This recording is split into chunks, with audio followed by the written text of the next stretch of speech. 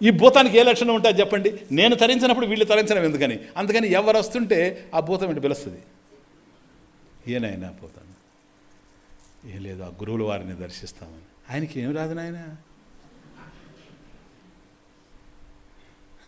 ఈ లోపల ఎవడో పోతాడు, చూడు వాడిని చూడు, ఆయన శిష్యుడు ఎట్లున్నాడు. లోపల బయట నుంచి ఇంకోటి వస్తాడు, లోపల నుంచి ఇంకోటి, ఈయన చూడు ఎట్లున్నాడు, ఆయన చూడు ఎట్లున్నాడు. ఏం లేదు. వీడు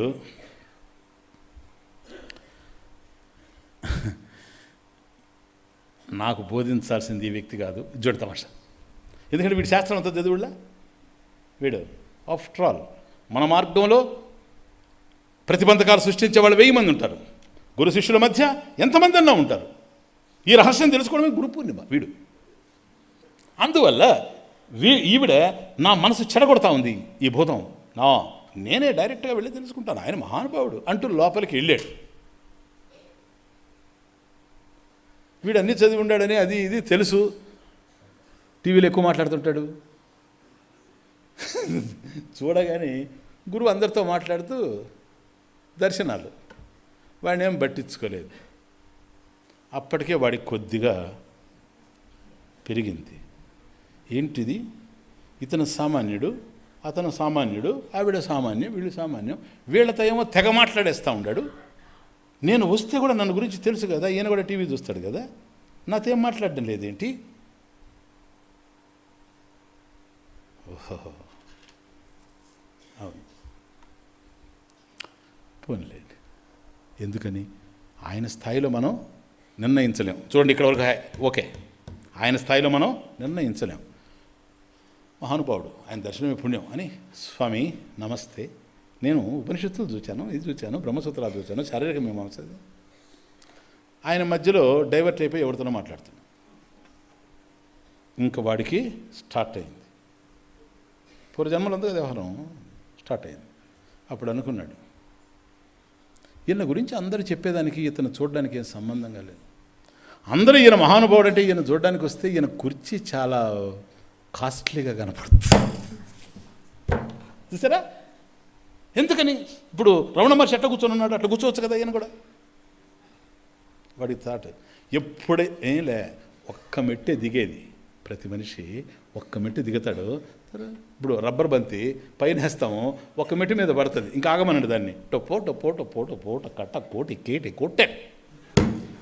అట్లాగే వీడు కూడా ఎప్పుడైతే దిగిందో వ్యవహారం, దాన్ని తప్పించుకొని వచ్చాడు, కానీ లోపల నుండే భూతాన్ని తప్పించుకోలేకపోయాడు. చూస్తే ఈ భూతం ఏంటో తెలుసా? భూతకాలంలో వాడి అనుభవాలు సార్, అదే భూతం. భూతకాలంలో వాడి అనుభవాలు, గత అనుభవాలు ఇవన్నీ.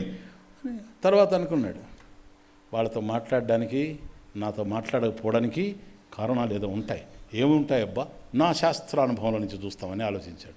అప్పుడు అన్నాడు, ఇంతకుముందే కదా మన తిరుపతిలో చెప్పాడు సువర్ణార్చన అని. అప్పుడు వాడు అనుకుంటాడు, వీళ్ళందరూ సువర్ణార్చనలో పాల్గొని ఉంటారు, మనం అందువల్ల మనతో మాట్లాడడం లేదు. సువర్ణార్చన డిపార్ట్మెంట్తోనే మాట్లాడుతూ ఉన్నాడు.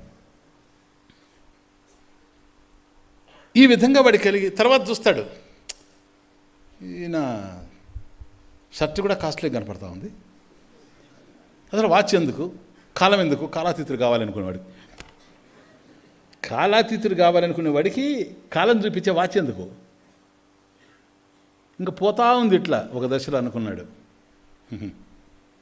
ఎంత చదువుకున్నవాడిని, ఎంత జ్ఞానం కలిగిన వాడిని నేనే బోల్తా పడ్డాను. ఇదే మాయ అంటే. వాడికి ఇప్పుడు మాయకి అంటే ఏది తెలిసింది అర్థం.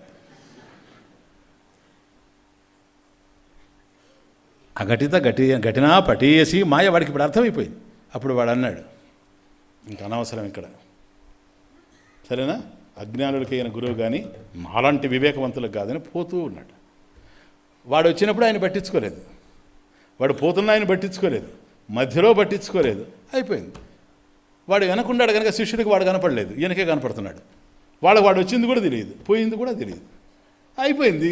మాట్లాడేసి ఇంకా ఆయన అయిపోయినాయి, దర్శనాలు అయిపోయినాయి, భోజనాలు చేయండి అని బయటకు వస్తూ ఉంటే, సరేనా, అన్నపూర్ణశాలకు పోవాలా, కుటీరోల నుంచి బయటకు వచ్చాడు గురువు, ఈయన కూడా అందరూ వచ్చారు.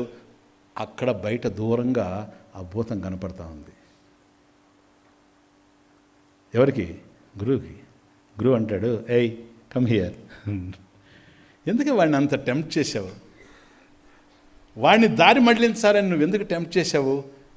వాడు నీకు సంబంధించిన వాడని, వాడేదో నాకు సంబంధించిన వాడని నువ్వు వాడిని దారి మళ్ళించాలని ప్రయత్నం చేశావు. లేదు, నీకు సంబంధించిన వాడేవాడు. చూడు, నువ్వు అసలు వాడితో ఏం మాట్లాడకపోయినా కూడా వాడు తిరిగి వెళ్ళిపోయి ఉండేవాడు. అనవసరంగా నువ్వు ఎనర్జీ అంతా వేస్ట్ చేసుకున్నావు, టైం అంతా వేస్ట్ చేసుకున్నావు.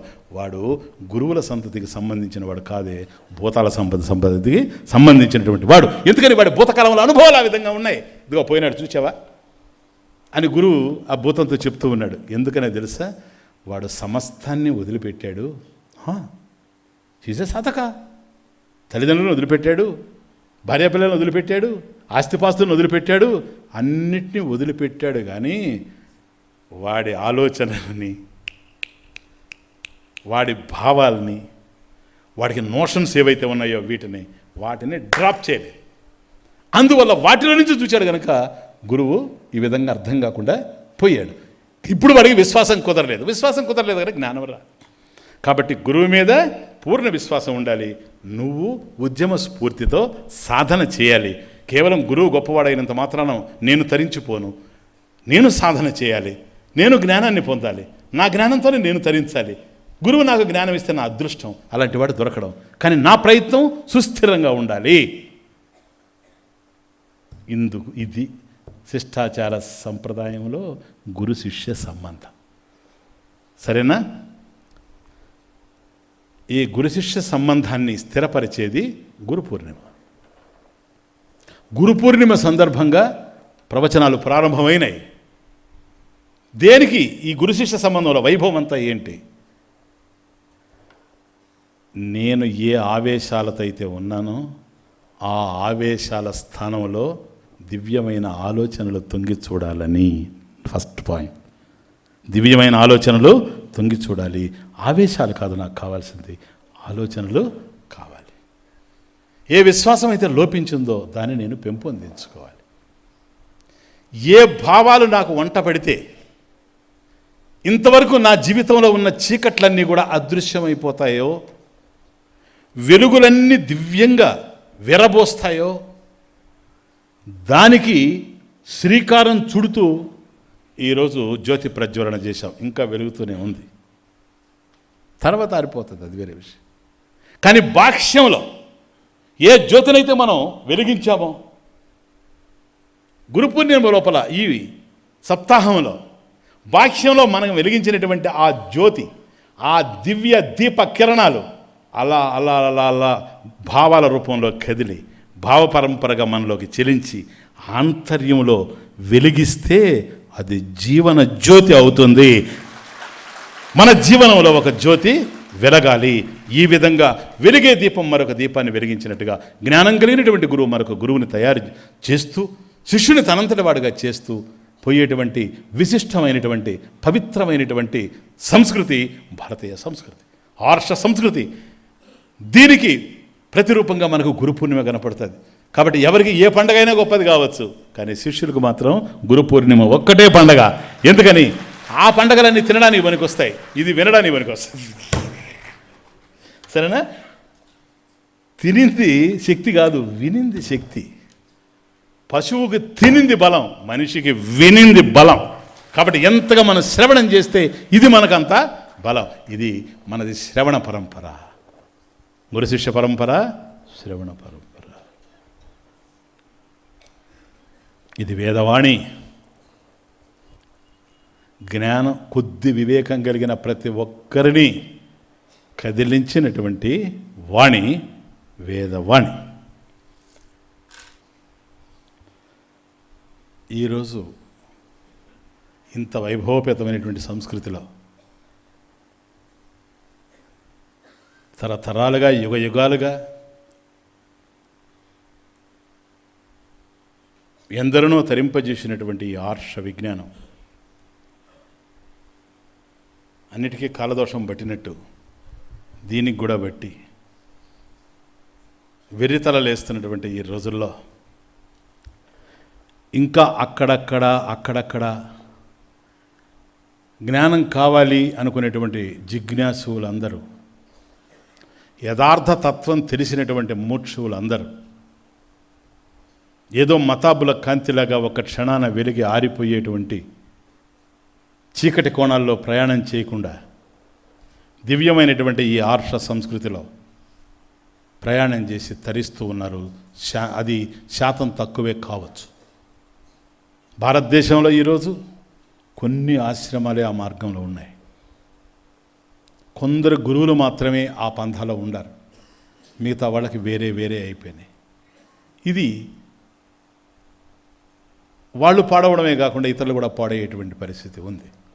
ఆర్ష విజ్ఞానం ఏదైతే అందిస్తూ ఉందో ఆ మార్గంలో చరించినప్పుడే అది గురు పూర్ణిమ కానీ, లేకపోతే అది టీచర్స్ డే. ఓకే, ఏం లేదు, జ్ఞాపకం వస్తాం. ఈ వైభవం మన దగ్గర ఉండిన, ఉపనిషత్తులు ఉన్నా, భగవద్గీత ఉన్నా, బ్రహ్మసూత్రాలు మన దగ్గర ఉన్న, అష్టాదశ పురాణాలు ఉండిన, దీన్ని విపులీకరించి, విశదీకరించి, విడమరచి చెప్పగలిగేటువంటి విస్పష్టమైనటువంటి జ్ఞానులు కొందరు ఇంకా ఉండిన దారి తప్పినట్టుగా సాగిస్తూ ఉంటే, ఇతర దేశాల్లో మనవాళ్ళు కాదు, ఇతర దేశాల్లో చాలామంది ఆ మార్గంలో ఈరోజు పయనిస్తూ ఉన్నారు. ఈరోజు పయనించడం కాదు అంటే, ఎక్కువ మంది ఫాలో అయినంత మాత్రాన మనం అదేదో గొప్పదనడానికి ఏమీ లేదు. అర్థమవుతుంది. బ్రిటిష్ వాళ్ళు మన దేశంలో ఉండేటప్పుడు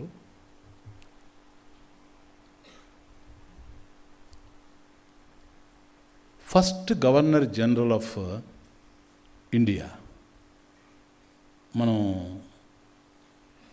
హిస్టరీలో చదివాను, వారన్ హేస్టింగ్స్ మీ జ్ఞాపకం ఉంటుంది అనుకుంటాను. He was the first British governor general of India.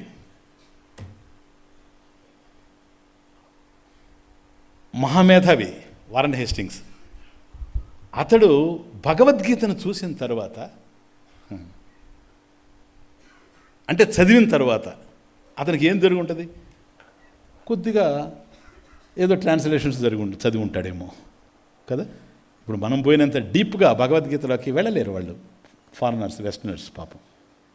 కానీ ఆ మాత్రానికి అతను ఒక చోట అంటాడు ఒక మాట, అందులో first British governor general of India. చూసారా, ఫస్ట్ అతను వారన్ హేస్టింగ్స్, తర్వాత ఎంతోమంది వచ్చారు, చివరికి రాజగోపాలాచారి దగ్గర ఆగింది. Okay,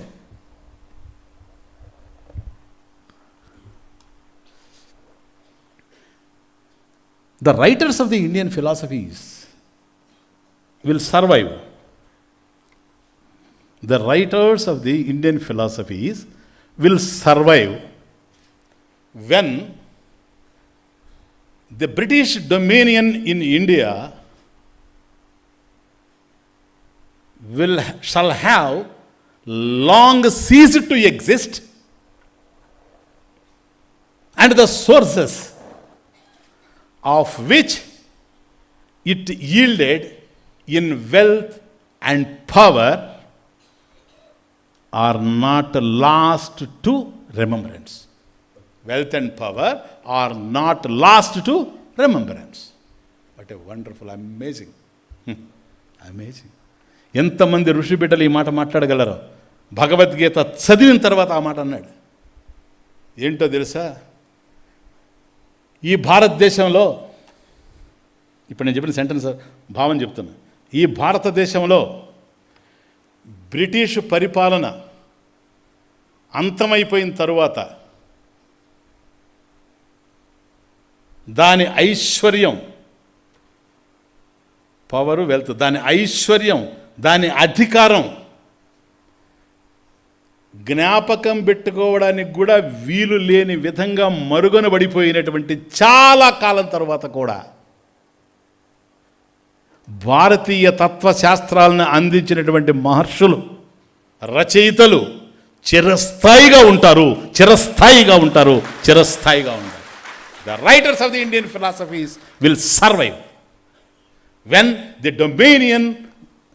British dominion in India will have long ceased to exist, and the sources of it yielded wealth and power are not lost to remembrance. Wonderful sentence. Warren Hastings Bhagavad Gita చదివిన తరువాత ఈ నిర్ణయానికి వచ్చాడు. ఈరోజు ఈ భారతదేశాన్ని ఋషులు జ్ఞానంతో ఏలినటువంటి ఈ భారతదేశాన్ని, ఋషులు ఆక్సిజన్ పీల్చుకొని జీవించినటువంటి ఈ భారతదేశాన్ని బ్రిటిష్ గవర్నమెంట్ పరిపాలిస్తూ ఉంది. సార్వభౌమాధికారం ఉందనుకుంటుంది. వాళ్ళ అమాయకత్వాన్ని, వాళ్ళ ప్రేమని, వాళ్ళ మంచితనాన్ని, వాళ్ళ తాత్వికమైనటువంటి అవగాహనని ఈ విధంగా మలుచుకున్నది బ్రిటిష్ గవర్నమెంట్. రేపు ఈ పదవులు పోతాయి, రేపు ఈ అధికారం ఉండదు, ఈ ఐశ్వర్యం ఉండదు. ఇంకా ముందుకు పోతే ఇవన్నీ జ్ఞాపకం కూడా రావు జనానికి. అంతకాలం నడిచిపోతుంది.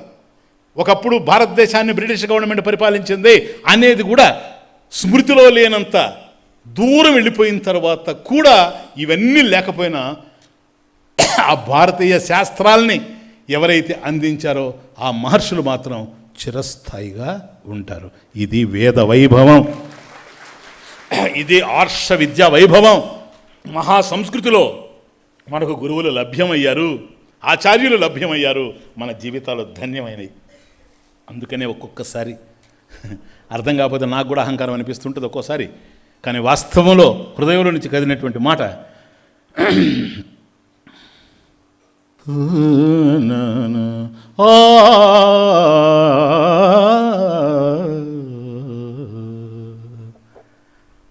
వేదమాత మాట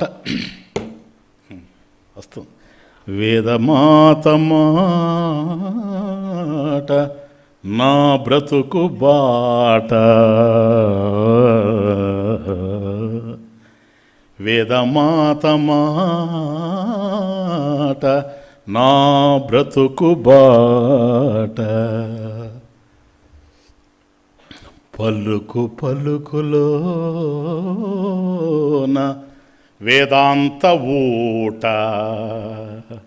వేదమాత మాట నా బ్రతుకు బాట, పలుకు పలుకులోన వేదాంత ఊట, నా నోట పాట వాగ్దేవి ఆడించు ఆట, నా నోట పాట వాగ్దేవి ఆడించు ఆట, నీ అడుగుల కడపడి ఉందు నీలకంఠ,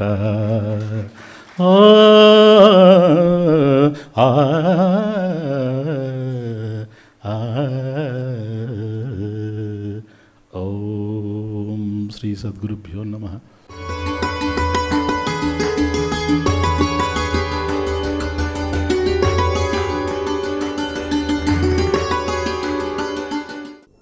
యం బ్రహ్మా వరుణేంద్రరుద్రమరుతః స్తున్వంతి దివ్యైస్తవైః, వేదైః సాంగపదక్రమోపనిషదైః, గాయంతి యం సామగాః, ధ్యానావస్థిత తద్గతేన మనసా పశ్యంతి యం యోగినః, యశాంతం న విదుః సురాసురగణాః, దేవాయ తస్మై నమః.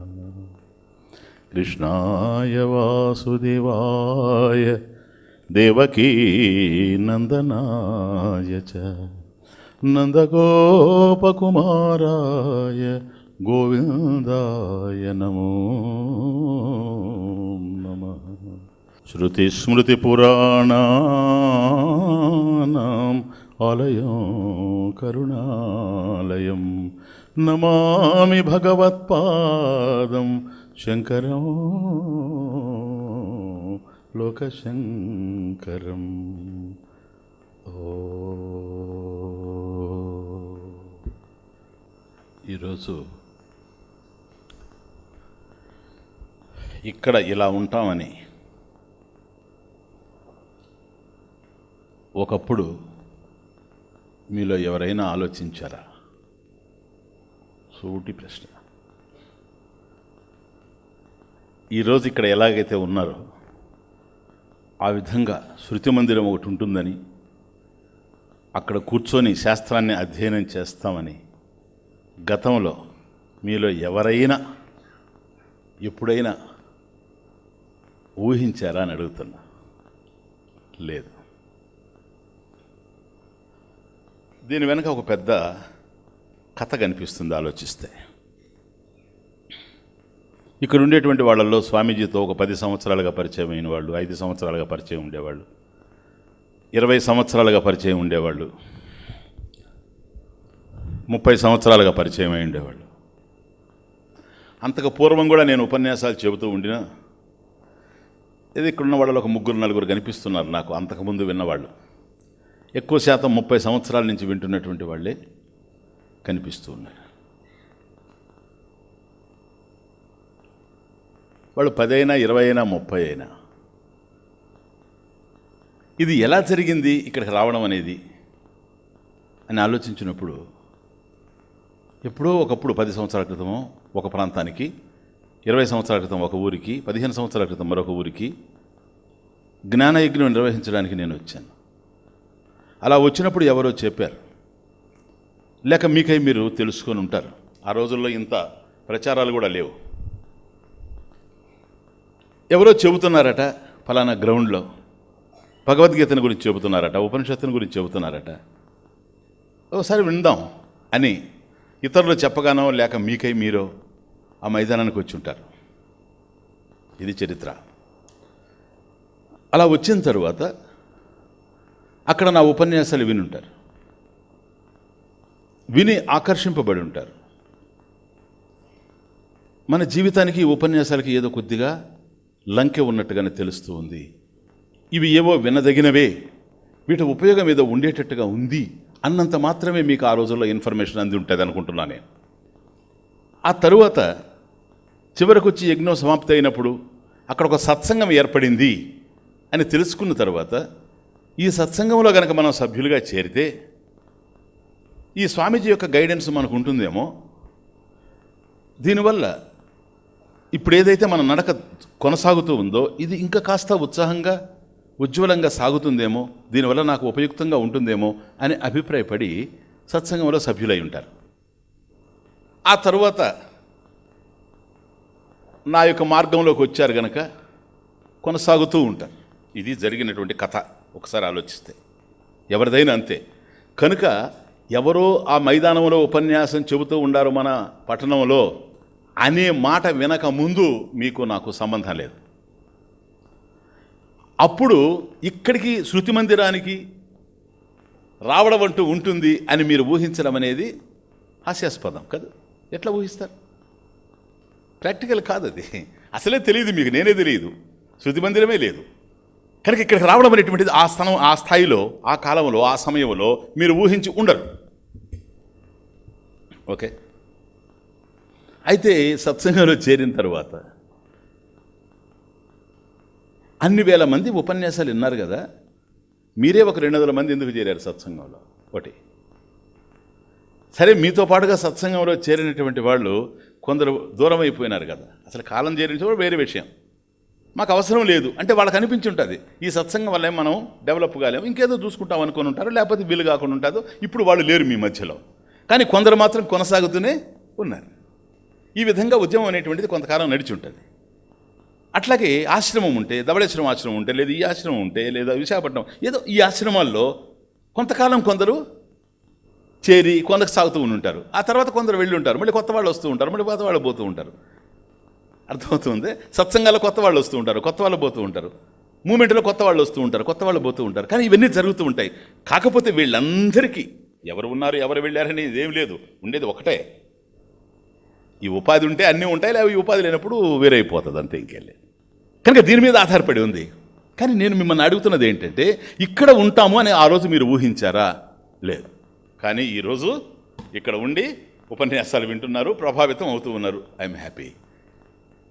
ఈరోజు ఇక్కడ ఉండాలి, ఈ విధంగా ఉండాలి అనేదే గనక మీ ప్రారబ్ధంలో గనక లేకుండా పొయ్యి ఉంటే, మీ ప్రారబ్ధంలో లేనిదే అయితే, నేను మీ ఊరికి వచ్చిన రోజు నా ఉపన్యాసానికి మీరు వచ్చేవాళ్ళు కానీ car. Accept the fact. Okay, అర్థమైందా? ఇప్పుడు ఒకవేళ వచ్చినా మళ్ళీ వెళ్ళిపోయి ఉండేవాళ్ళు కానీ సత్సంగాల్లో కొనసాగేవాళ్ళు కారు. అర్థమవుతుంది? కనుక మీ ప్రారబ్ధంలో ఉంది. ఈరోజు గురు పూర్ణిమ సందర్భంగా పురుష సూక్తం వినాలని, జీవనజ్యోతిని గురించి వినాలని, అనేక ఉపనిషత్తులు వినాలని, బ్రహ్మసూత్రాలు వినాలని, భాష్యం వినాలని, ఇవన్నీ కూడా మీ ప్రారబ్ధానికి సంబంధించిన విషయాలే గనక లక్షలాది మంది ఉండినా మీరే ఎందుకున్నారు? మీ ప్రారబ్ధానికి ఇక్కడ జరిగేటువంటి శ్రవణానికి సంబంధం ఉంది. సరేనా? ఇది ఈ ప్రారబ్ధం ఎప్పటి నుంచి ఉంది చెప్పండి? చెప్పండి. మీ ఊరికి వచ్చినప్పటి నుంచి. రాంగ్. అంతకుముందు ఉంటేనే మీరు అక్కడికి వచ్చారంటున్నా. అది పాయింట్. మీ ప్రారబ్ధం అంటే అది గతంలోది కావచ్చు, గత జన్మలోది కావచ్చు, ఒక 10 జన్మల వెనక కూడా కావచ్చు. అండర్స్టాండ్? అప్పట్లో మీకు ఈ పుణ్యఫలం ఉంటేనే అక్కడికి అటెండ్ అయ్యి ఉంటారు. అక్కడికి అటెండ్ కావడం వల్ల ఇక్కడికి అటెండ్ అయ్యారు. నేను ఇక్కడి నుంచి ఇస్తున్నా కనెక్షన్. ఇక్కడ ఉండడం అనేటువంటిది మీ ప్రారబ్ధంలో ఉండడం వల్లనే. అంతకుముందు 20 సంవత్సరాల క్రితం నువ్వు విశాఖపట్నంలో విన్నావు, రాజమండ్రిలో విన్నావు, కడపలో విన్నావు. కారణం ఏంటి అని అంటే ఇది నీ ప్రారబ్ధంలో ఉంది. కాబట్టి ఎప్పటి నుండి ఉంది ఈ ప్రారబ్ధం అని అంటే ఎప్పటి నుండో ఉంది. నీకు అర్థం కానిటువంటి కాలం నుంచి ఉంది. ఎప్పుడుదో, ఏ జన్మదో, ఎక్కడ చేసుకున్నామో పుణ్యం, వాటన్నిటి యొక్క ఫలితంగా అక్కడికి వచ్చి నువ్వు ఆ పుణ్యం అంతా కలిసి నేను తీసుకొచ్చి ఆ యజ్ఞంలో కూర్చోబెట్టింది. ఆ తరువాత స్వామీజీ ఫోన్లో ఉండేటట్టుగా చేసింది. మంచిగా చెడు అనడం లేదు, నేను జరిగింది ఇది. ఓకే, కాబట్టి ఎప్పటి నుంచో ఉన్నటువంటి ప్రారబ్ధం బయటపడడానికి కొంత సమయం అవసరమైనట్టుంది. ఒక ప్రత్యేకమైన సమయంలో బయటపడతా ఉంది. అండర్స్టాండ్? ఎప్పటి నుంచో ఉంది, కానీ అది బయటపడింది మీరు యజ్ఞానికి వచ్చారే మొదటి రోజు, అక్కడ బయటపడింది. కానీ ఈ ప్రారబ్ధం ఎప్పటి నుంచో ఉంది.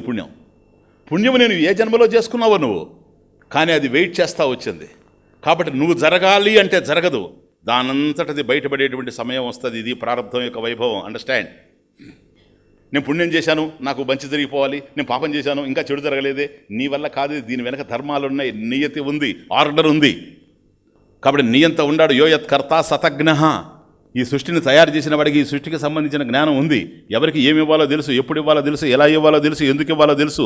ఇవన్నీ తెలిసినటువంటి వాడు కనుక ఇస్తున్నాడు. ఆ సమయానికి నీ పుణ్య ఫలం పరిపక్వమై ఆ మైదానానికి నువ్వు రావడం అనేది ఆ సమయంలో జరగాలి. అందుకని చాలామంది అడుగుతుంటారు నన్ను, స్వామీజీ మళ్ళీ ఆశ్చర్యంగా ఉన్నది, మీరు తణుకొచ్చినప్పుడు నేను తణుకులోనే ఉద్యోగం చేస్తున్నా, ఇక్కడే ఉందిలే ఘట్టం, అందుకని మాట్లాడతాం. అప్పుడు ఎందుకు మీతో నాకు పరిచయం కాలేదు? చూడు, వైజాగ్ వచ్చినప్పుడే పరిచయం కావాలని ఉంది.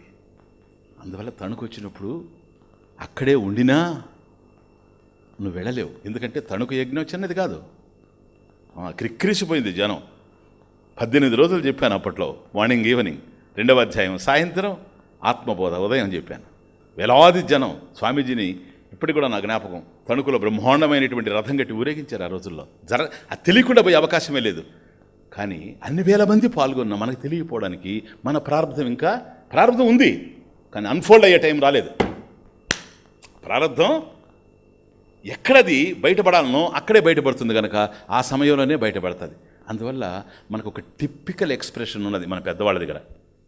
ఇప్పుడు ఒక ఇంట్లో అమ్మాయి ఉన్నది అనుకోండి, ఆ అమ్మాయికి కనుక పెళ్లి జరగకుండా ఉంటే మనం చూస్తూ ఉంటాం, సంబంధాలు చూస్తూ ఉంటాం, అయిపోయినట్టే ఉంటుంది, జరగదు, ఏదో కారణం ఉంటుంది. అది డౌరీ కావచ్చు, ఇంకోటి కావచ్చు, ఇంట్లో ఒక దెయ్యం ఉండొచ్చు, ఏదో ఒకటి ఆగతా ఉంటుంది. కానీ మన పెద్దవాళ్ళు, ముసలివాళ్ళు ఒక టిపికల్ ఎక్స్ప్రెషన్ అది. ఏమంటారంటే, మనం కొంత బాధపడుతుంటాం అనుకోండి, ఏంటి ఇన్ని చూసాము, ఇది అయిపోయింది అనుకున్నాము, కాలేదు పాపం, ఎట్లా ఇది అలా ఇలా అనుకుంటుంటాం. ఆ ముసలివాళ్ళు ఏమంటారంటే, రే ఎందుకురా ఊరికే బాధపడతావు, నేను విన్నవి, ఎందుకు ఊరికే బాధపడతావు, వాడు ఎక్కడో పుట్టే ఉంటాడు లేరా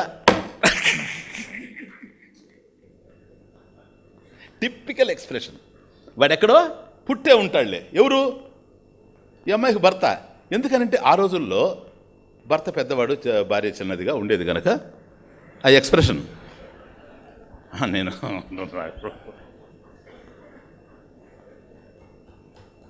అంటే ఆ రోజుల్లో ఉన్న పరిస్థితులను బట్టి నేను చెప్తున్నా అంతే.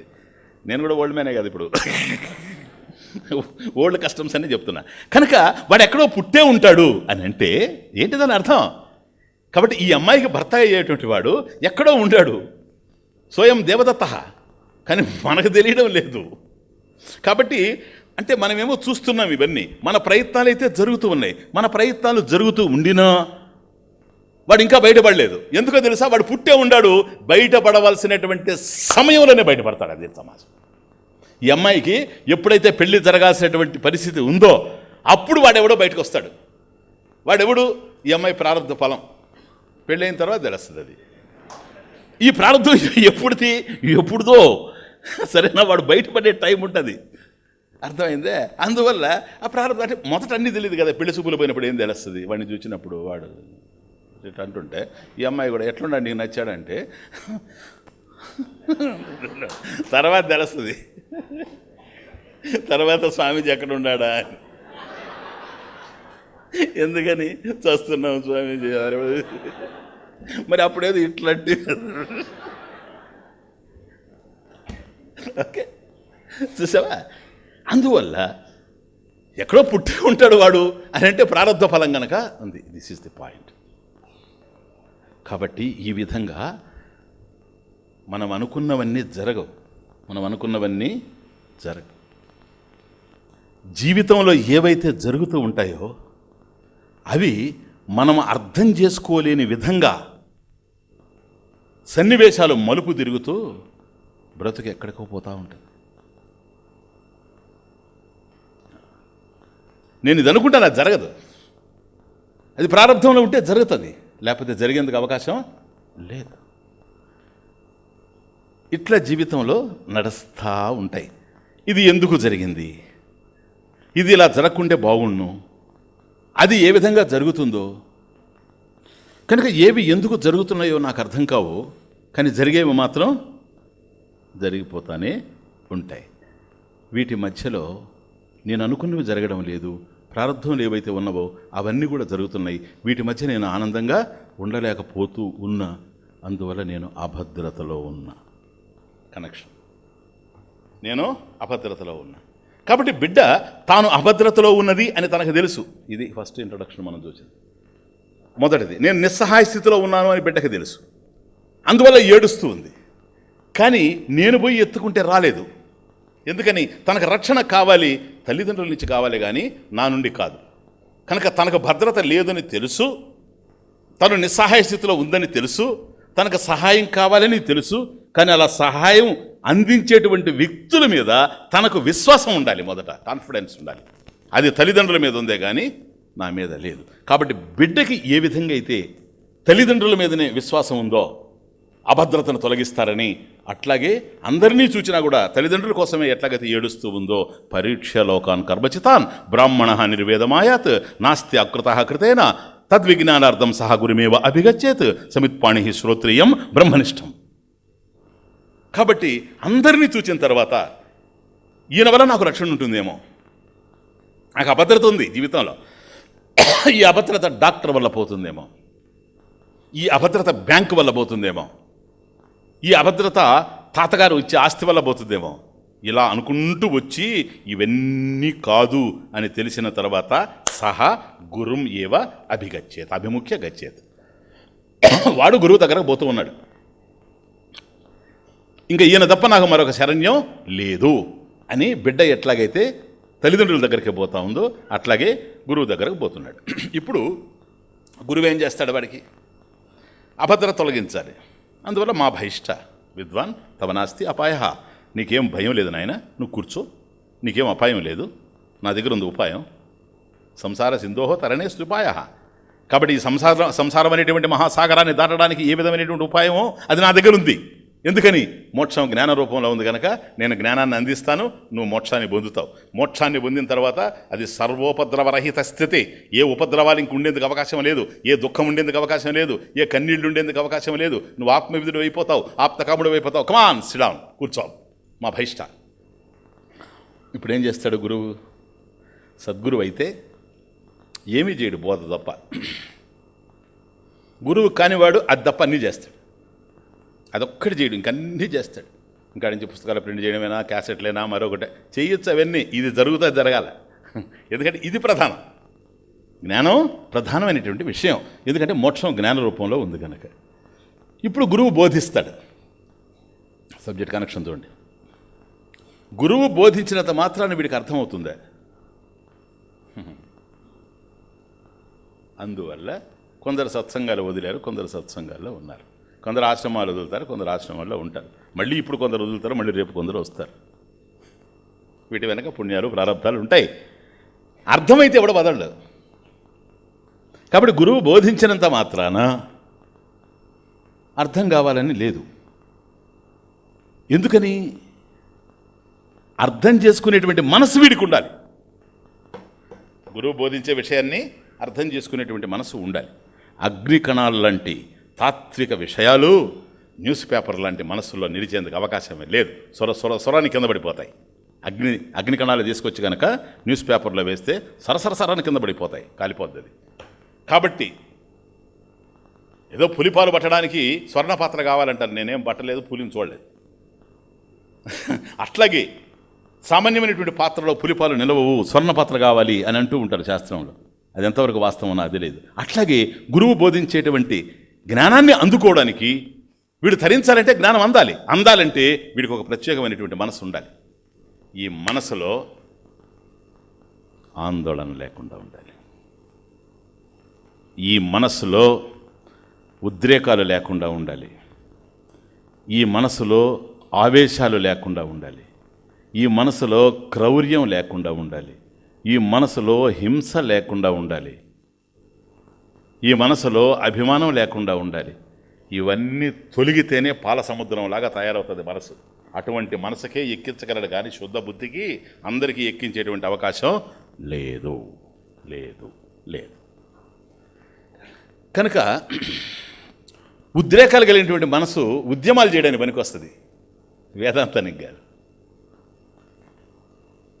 ఆవేశాలు ఉండేటువంటి మనసు ఆందోళన చేయడానికి పనికొస్తుంది, వేదాంత శ్రవణానికి కాదు. వేదాంత శ్రవణం చేయాలి అంటే ఒక ప్రశాంతమైనటువంటి మనసు ఉండాలి. ప్రసన్నం విశుద్ధం ఆత్మావలోకన క్షమం భవతి, శంకరుల వారి భాష్యం. కాబట్టి ప్రసన్నంగా ఉండాలి, విశుద్ధంగా ఉండాలి. పరిశుద్ధమైనటువంటి మనసే గురుబోధన అందుకోగలదు కానీ అల్లకల్లోలంగా ఉండేటువంటి మనసు అందుకునేటువంటి అవకాశం లేనే లేదు. జస్ట్ లిస్. ఇప్పుడు ఏం చేయాలి? అటువంటి ప్రశాంతమైనటువంటి మనసు మనకు కావాలి. ఇది అయిపోయింది. Next point. ఇప్పుడు గురువుని అప్రోచ్ అయ్యాం, కావడానికి కారణాలన్నీ కూడా తెలుసుకున్నాం, అయిపోయింది నిన్న. ఇప్పుడు గురుబోధ అందాలి అని అంటే దానికి అనుగుణమైనటువంటి మనసు ఉండాలి. Very very important. ఇక్కడ జీవన జ్యోతి వెరిగేది, లేకపోతే ఆరిపోయేది. దీన్ని శాస్త్రం, ముఖ్యంగా భగవద్గీత మనఃప్రసాద అన్నది పదం.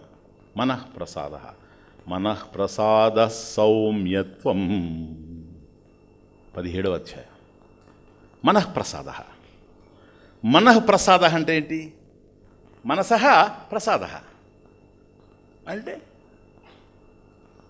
మనసః ప్రశాంతి.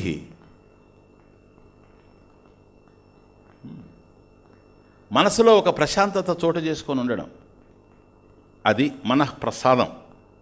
అంటే మనసును ఎప్పుడు కూడా ప్రశాంతమైనటువంటి పరిస్థితిలో ఉంచడం. అలా ఎవరైతే ప్రశాంతంగా ఉంచగలరో వాళ్ళే అందుకుంటారు. స్వచ్ఛ ప్రశాంతి, శంకరుల వారైతే భాష్యంలో మనసః స్వచ్ఛ ప్రశాంతి మనఃప్రసాద అంటే స్వచ్ఛతాపాదనం, స్వచ్ఛత ఆపాదనం మనసః ప్రశాంతి. ఇది అంటే మన మనసుని ప్రసన్నంగా ప్రశాంతంగా ఎప్పుడు ఉంచగలిగితేనే ఆ గురువు బోధించేటువంటి పవిత్రమైనటువంటి విషయాలు అర్థమవుతాయి. కానీ ఆవేశాలకి రాగద్వేషాలకి అర్థమయ్యేటువంటి అవకాశం లేదు. అటువంటి మనసును మనం తయారు చేసుకోవాలి. అది ఈరోజు చూస్తున్నాం, ఆ మనసును ప్రిపేర్ చేస్తూ ఉన్నాం. నంబర్ 1, ఇలా ప్రశాంతంగా మనసు ఉండాలి అని అంటే ఏ కారణం చేత అశాంతి చోటు చేసుకుంటా ఉందో ఆ మనసులో దాన్ని తొలగించాలి. అది ఇప్పుడు మనసు ప్రశాంతంగా ఉండాలనుకుంటున్నాం, అసలు అశాంతి ఎందుకు వచ్చింది? శాంతికి కారణాలు అవసరం లేదు, అశాంతికి కారణాలు అవసరం. శాంతి నీ స్వరూపం, ఎప్పుడు ప్రశాంతంగానే ఉంటావు. అశాంతికి కారణాలు ఉన్నాయి. ఎవడన్నా వచ్చి నీకు ఇలా జరిగిపోయింది, నీ డబ్బంతా పోయింది అన్నాడు అనుకోండి, అది కారణం. అప్పుడు దుఃఖపడతావు నువ్వు. లేనప్పుడు ప్రశాంతంగానే ఉంటావు. కాబట్టి ప్రశాంతంగా ఉండడానికి ఏ కారణం అవసరం లేదు, అశాంతికే కారణాలు అవసరం అవుతున్నాయి. కాబట్టి నీ మనసులో అశాంతి కలిగి ఉన్నది కనుక ఈ అశాంతి వల్ల గురుదేవుడు అందించేటువంటి జ్ఞాన ప్రసాదాన్ని అందుకోలేకపోతున్నావు కనుక ఈ అశాంతిని తొలగించి ప్రశాంతతను తెచ్చుకోవాలంటున్నావు. కాబట్టి అశాంతికి కారణాలు ఏంటో తొలగిపోతేనే ప్రశాంతత వస్తుంది. అంతేగాని ప్రశాంతత అనేది ఒక వస్తువు కాదు ఇవ్వడానికి, అదేం ఒక షాపులో కొనుక్కునేది కాదు. అశాంతి కారణాలు తొలగాలి. అసలు ఈ అశాంతి ఎందుకుంది నా మనసు? నంబర్ 1, నిన్ను నువ్వు అంగీకరించకపోవడం వల్లనే అశాంతి స్టార్ట్ అయింది. నిప్పు లాంటి నిజం.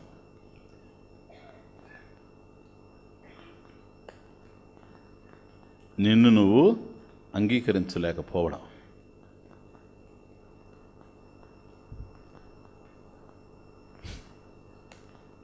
చిన్న సెంటెన్స్. నన్ను నేను యాక్సెప్ట్ చేయలేకపోవడం, ఇది అశాంతికి కారణం. మనం ఉన్నాం, బ్రతుకుతున్నాం కదా, ఇలా ఉండడం మనకి ఇష్టం లేదు. అవి ఏమిటని తర్వాత చెప్తాను. అది ఏదైనా కావచ్చు, ఇల్లు కావచ్చు, ఉద్యోగం కావచ్చు, భార్య కావచ్చు, బిడ్డలు కావచ్చు, పరిస్థితులు కావచ్చు, పరిసరాలు కావచ్చు, ఏదన్నా కావచ్చు, వాట్ ఎవర్ ఇట్ ఈస్. నువ్వు ఏ పరిస్థితుల మధ్య ఉన్నావో అలా ఉండడం నీకు ఇష్టం లేదు కనుక, నీ జీవితం ఇప్పుడు ఏదైతే నడుస్తూ ఉందో అలా నడవడం నీకు ఇష్టం లేదు కనుక, నిన్ను నువ్వు అంగీకరించలేకపోతున్నావు కనుకనే సంఘర్షణ ప్రారంభమవుతా ఉంది. ఎక్కడ ప్రారంభమవుతా ఉంది? ఎవడు అంగీకరించలేకపోతున్నాడో వాళ్ళలోనే ప్రారంభం అవుతుంది, ఇంకోళ్ళ కాదు. ఆ తర్వాత వీడు స్ప్రెడ్ చేస్తాడు దాన్ని ఇతరులకి, అది వేరే విషయం. కాబట్టి నిన్ను నువ్వు అంగీకరించేటువంటి పరిస్థితులు లేవు. నీ జీవితం అలా ఉండడం నీకు ఇష్టం లేదు, సంతృప్తిగా లేదు. ఒక విధంగా చెప్పాలంటే నీ బ్రతుకు నీకు నచ్చడం లేదు. నీ బ్రతుకు నీకు నచ్చినప్పుడు, నా బ్రతుకు నాకు నచ్చినప్పుడు, మన ఇద్దరు బ్రతుకులకు ఒక అర్థం ఉందని అడుగుతున్నా. నీ బ్రతుకు నీకు నచ్చకపోతే ఇంక నీ బ్రతుకు ఎవరికి నచ్చాలని నీ ఉద్దేశం? అది నీ బ్రతుకే, ఎవరిదో కాదు, అది నీ జీవితమే. నీ జీవితమే నీకు నచ్చినప్పుడు ఇతరులకు నచ్చుతుంది? అది నచ్చదు. మరి నీ జీవితం నీకు ఎందుకు నచ్చడం లేదు? క్వశ్చన్. స్వామీజీ మీకు తెలియదులేండి, పోనీలే నువ్వు చెప్పు, తెలుసుకుంటాం. ఆవిడతో ఏగలేను స్వామీజీ. ఎవరు ఆవిడ? మా ఆవిడ. అది తెలుసులే నాకు. ఎందుకని? నాకు ఆవిడ లేదు కనుక. అంతే. నీ ఆవిడే. ఇప్పుడు ఏం చేయమంటావు? ఇప్పుడు ఇది ఇంకా ఈ జీవితం ఇంతే, పోవాల్సిందే. పోతుంది, నువ్వు చెప్పకపోయినా పోతుంది. వచ్చింది ఏదైనా పోతుంది, ఇది వచ్చింది ఇది పోతుంది. చూడు, ఎవరయ్యా ఆవిడంటే మా ఆవిడ అన్నావు కదా సార్. నీ సెంటెన్స్ నీకే అర్థం కాకపోతే నాకేం అర్థం అవుతుంది సార్? ఎవరే ఆవిడ? ఎవరో నీ కష్టం. నా భార్య అండి. చూసావా, ఆవిడ ఎవరో కాదు, నీ భార్య. అర్థమవుతుంది ఇప్పుడు? నిన్ను ఉతికి ఆరేయడానికి వచ్చిన భార్య. ఇలా ఉతకడం వెనుక చాలా బ్యాక్గ్రౌండ్ ఉంది, ఇలా ఆరేయడం వెనుక చాలా నేపథ్యం ఉంది, ఇలా ఇస్త్రీ చేయడం వెనుక ఒక ఇతివృత్తం ఏముంది సార్? ఇది ఈ రోజుకు సంబంధించింది కాదు, ఇది ప్రారంభం సార్. ప్రారంభ ఫలం సతీ మణి. ఓ పతిదేవా, అర్థమైందా ఇప్పుడు? Just listen. నీకు భార్య కావలసిన ఆవిడే భార్య అయిందే, కాకూడని ఆవిడ అయిందే.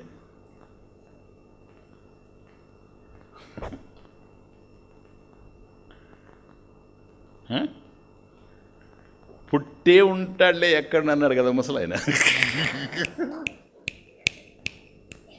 ఎందుకురా బాధపడతావు, వాడు ఎక్కడో పుట్టి ఉంటాడులే. వాడు ఎవడోగా సార్, తమరే సార్. నేరుగా స్వామిజీ ఆవిడ అద్దే నీ తర్వాత ఆవిడ పుట్టింది. నువ్వు ముందు తయారయ్యావు, ఆమె ఇస్త్రీ పెట్టెత్తుకొని రావడంలో కొద్ది లేట్ అయింది.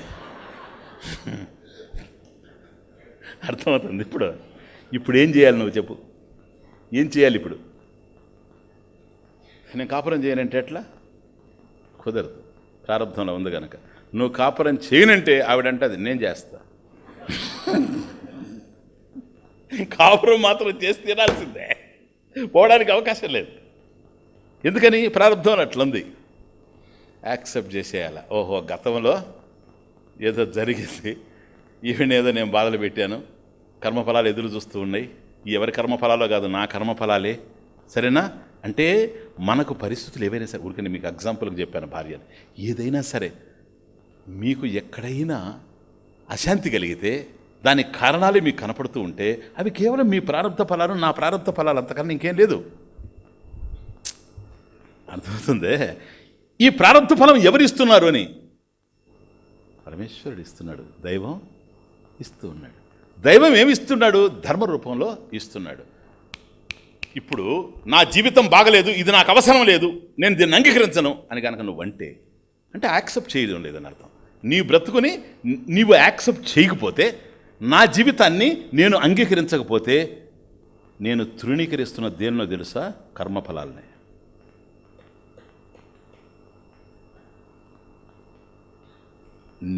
ఆ కర్మఫలాలు అలా అందడం వెనుకేంటి? ఆర్డర్ ఉంది, నియతి కదా, మీకు తెలుసు కదా నియతి.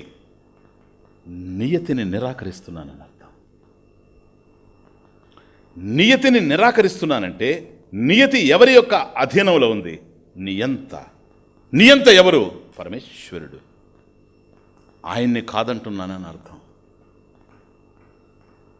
నియంతని అంగీకరించడం లేదు నేను. కారణం, దైవం ధర్మ రూపంలో ఉన్నాడు. ఇవన్నీ మీకు చెప్పున్నాను కదా, దైవం ధర్మ రూపంలో ఉన్నాడు. ధర్మ రూపంలో ఉన్నటువంటి దైవం ఎవరికి ఏ కర్మఫలాలు ఇవ్వాలనో అందిస్తున్నాడు. వాటిని బట్టి మన జీవితాలు ఇలా ఉన్నాయి. ఇప్పుడు నన్ను తీసుకెళ్ళారు చాలా ఇళ్ళకి, పెళ్లి చూపులకి. లేదు ప్రారంభం, ఇదిగో ఎక్సలెంట్, అర్థమవుతుంది. కాబట్టి అక్కడికి పోయినా ఎందుకు జరగలేదంటే ప్రారంభంలో లేదు కనుక. ఏదైనా జరిగింది, ఇప్పుడు సన్యాసం, ఇది నా ప్రారంభంలో ఉంది, జరిగిపోయింది. దీన్ని నేను ఆపలేను. ఇప్పుడు మిమ్మల్ని చూసి నేను అయ్యో సన్యాసం లేకుంటే బాగుండేది, ఏం చేస్తావు ఇప్పుడు? ఏం చేస్తావు ఇప్పుడు? షష్ఠి పూర్తి కూడా అయిపోతే ఏం చేస్తావు ఇప్పుడు చెప్పు? ఇప్పుడు కనుక సన్యాసం బాగాలేదన్నావా, మళ్ళీ సువర్ణాచలంతా ఇచ్చేయండి అంటారు. ఇప్పటికే చాలా ఖర్చు అయిపోయింది. నా మాట విను, ఇంక ఇవన్నీ బెటబాకు ఇవన్నీ. కాబట్టి నువ్వు ఉండే చోట నువ్వు ఆనందంగా ఉండలేకపోతే నువ్వు నిరాకరిస్తున్నావంటే నియతిని నిరాకరిస్తున్నావు, కర్మఫలాన్ని నిరాకరిస్తున్నావు, ధర్మాన్ని నిరాకరిస్తున్నావు, భగవంతుడిని నువ్వు అంగీకరించడం లేదు. ఓకేనా? నీ అంత భగవంతుడే కదా, భగవంతుడిని నువ్వు అంగీకరించడం లేదు. నీ బ్రతుకు ఇలా ఉండటాన్ని నువ్వు అంగీకరించడం లేదు అని అంటే, ఇలా ఉండడానికి కర్మఫలాలు ఇచ్చినటువంటి పరమేశ్వరుణ్ణి నువ్వు తృణీకరిస్తున్నావు అని అర్థం. భగవంతుణ్ణి అంగీకరించలేనటువంటి మనస్సు గురువు దగ్గర కూర్చొని ఏం వినాలనుకుంటా ఉంది? భగవంతుణ్ణి తృణీకరించేటువంటి మనసు ఆచార్యదేవుని పాదాల దగ్గర ఆసీనమై ఏ సత్యాలు అర్థం చేసుకోవాలనుకుంటా ఉంది. పిటి పిటి. ఏం చెప్తాడు గురువు? భగవంతుని గురించి చెప్తాడు. నువ్వు అంగీకరించండి భగవంతుడే కదా, ఇంకా ఆయన బోధలు నీ దగ్గర ఏం ఫలిస్తాయి? అందువల్ల గురు బోధ ఫలించదు. గురువు బోధిస్తాడే కానీ వీడికి అర్హత లేకపోవడం వల్ల ఫలించడు. కనుక మొట్టమొదట నువ్వు చేయాల్సిన పని ఏంటో తెలుసా? ఇప్పుడు ఏదైతే ఉందో అది బాగుండని బాగలేకపోని దాన్ని నువ్వు అంగీకరించడంలోనే 50% అవుతుంది సాధన. నా మాట విను. అది బాగుందా లేదా అని నాకు చెప్పబాకు. స్వామీజీ నాకు ఒక కాలే ఉంది, అది ఉండదలుచుకుందే ఉంది. స్వామీజీ నాకు కళ్ళు పోయినాయి, స్వామీజీ పోదలుచుకుని పోయినాయి. ప్రసాదం, అదే ప్రసాద మనస్తత్వం. మన ప్రసాద అంటే అదే. పరిస్థితులు మారుతూ ఉండినా వాటి వల్ల ప్రభావం కాకుండా ప్రశాంతంగా ఉండడం అనేటువంటి స్థితి మనసుకి ఏదైతే ఉందో అదే ప్రసాద మనస్తత్వం. ఇది కర్మఫలాన్ని అర్థం చేసుకోవడం మనకు కలిగింది. ఇదంతా కర్మయోగంలో మీరు చూశారు. ఓకే, ఇంకా ప్రసాదం అన్నప్పుడు దుఃఖం ఎక్కడుంది? ప్రసాదే సర్వదుఃఖానాం హానిహి అస్య ఉపజాయతే. ఇవంతా మీకు చెప్పాను. ఇప్పుడు చూసారా, ఇప్పుడు ఏం జరిగింది తెలుసా? ఇంతవరకు మన జీవితాన్ని మనం అంగీకరించడం లేదు. అంటే మనల్ని మనం ప్రేమించుకుంటున్నాం, మన బ్రతుకులు మనం ప్రేమించలేకపోతున్నాం. ఇలా ఉండడం నాకు ఇష్టం లేదు. నో నో, నేను చాలా సంతోషంగానే ఉన్నాను. ఎందుకని? ఈ ఒక్క మాట మంత్రం లాంటిది ఇది. ఇలా ఉండడం నాకు సంతోషమే. It is very nice being my self. మంత్రం ఇది. మంత్రం సారిది. మననాథ త్రాయితే ఇది మంత్ర. మననం చేసేవాడిని రక్షించేది మంత్రం. ఇదిగో భాష మారచ్చు కానీ ఇలా ఉండడం నాకు సంతోషమే. Telugu, it is nice being myself. English భాషే మారుతా ఉంది, విషయం ఒక్కటే. చాలా చిన్నది కదా. ఇంగ్లీష్లో పంచాక్షరి అది. It is nice being my self. పంచాక్షరి శివం, శుభకరం, అదొక్కటి. నాయనా, గుండెతో మాట్లాడుతున్నా. Will you accept this? చెప్పండి. ఇక్కడ నోటితో మాట్లాడడం లేదు, నా గుండెతో మాట్లాడుతాను. మీ అందరికీ బాధలు ఉన్నాయి నాకు తెలుసు. ఒకరికున్న బాధలు మరొకరికి లేదు తెలుసు. మీ బాధను తుడిచే ప్రయత్నంలోనే 40 సంవత్సరాలుగా నేను శ్రమిస్తూ ఉన్నా. ఇప్పుడు అడుగుతున్నా, ఇది మన ఇంటి సమస్య కనుక యాక్సెప్ట్ చేస్తున్నారా దీన్ని? మీరు, నేను సహేతుకంగా చెప్పాను, నమ్మమని చెప్పలేదు, మూఢ విశ్వాసాలతో చెప్పలేదు. యాక్సెప్ట్ చేస్తూ ఉండరా? ఆలోచించుకోండి.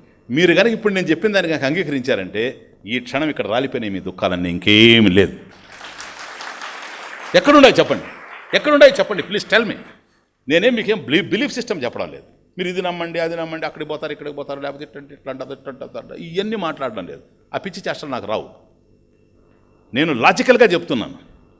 మేధస్సు కలిగిన వాడు ఎవడైనా సరే కాదనడానికి అవకాశం లేనటువంటి రీతిలో బోధిస్తున్నా.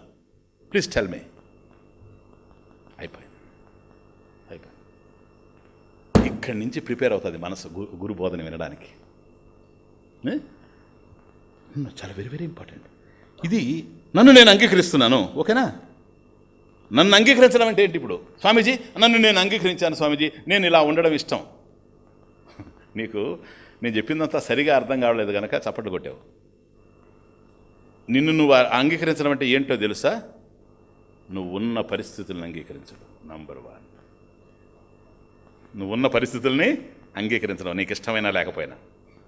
నంబర్ 2, నీ పరిసరాలను అంగీకరించడం. ఎందువల్ల? ఉండవలసిన పరిసరాల్లోనే నువ్వు ఉన్నావు, ఉండవలసిన పరిస్థితులే నీకున్నాయి. ఇవన్నీ కర్మఫలాలు. నేను అక్కడుంటే బాగుండు, ఇక్కడుంటే బాగుండు, కుదరదు, ఇక్కడే ఉండాలి. కాబట్టి వీటిని కూడా అంగీకరించాలి. నంబర్ 1 పరిస్థితులను అంగీకరించడం. నంబర్ 2 పరిసరాలను అంగీకరించడం. నంబర్ 3 ప్రపంచాన్ని అంగీకరించడం. ఇప్పుడు టెన్షన్స్ అంతా చూడు. అందుకే ఇదేదో మారలేదు, ఈ ప్రపంచం అంతా మారలేదు, ఏం తినేటట్టు లేదు, ఏం కొనేటట్టు లేదు. నువ్వు మారితే కదా ఏం కొనేటట్టు, ఏం తింటావు, ఏం కొంటావు, అసలు విషయం ఏం కొనాలో తెలియదు, ఏం తినాలో తెలియదు. అర్థమవుతుందే? ఎందుకంటే అది మారాలి. ప్రపంచం మారితే నువ్వు సుఖపడలేవు, నువ్వు మారితేనే. ఎందుకని? నీకన్నా వేరుగా ప్రపంచం లేదు. ఓకే,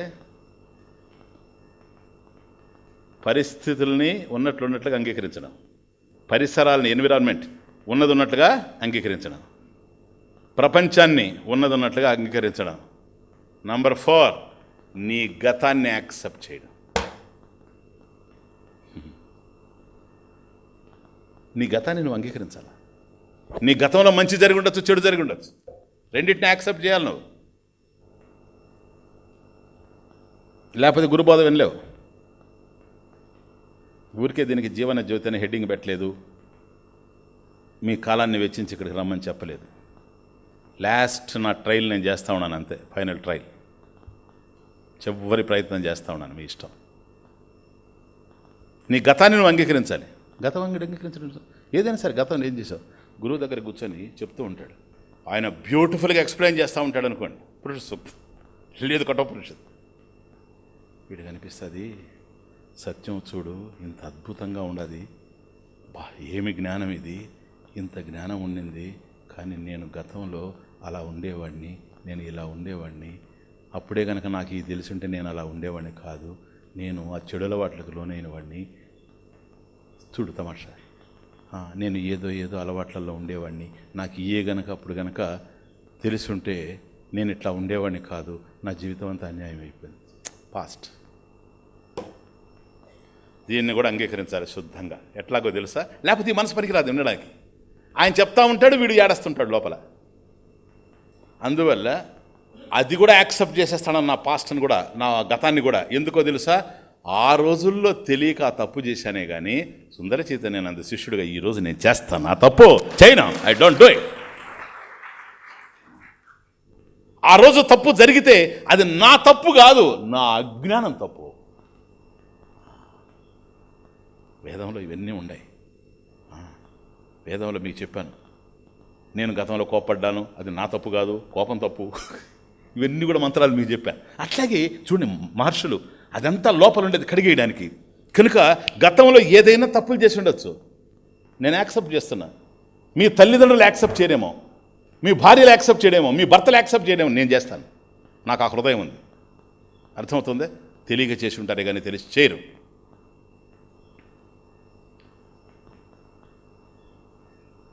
లేనిదెవరికి లోపమో జగతిలోనా, లేనిదెవరికి లోపమో జగతిలోనా, లోపమెన్నని ప్రేమగల వేల్పు నీవు, మత్సగల చంద్రుడే నెత్తికెక్కినాడు, మత్సగల చంద్రుడే నెత్తికెక్కినాడు, నీ అడుగుల కడపడి ఉందు నీలకంఠ.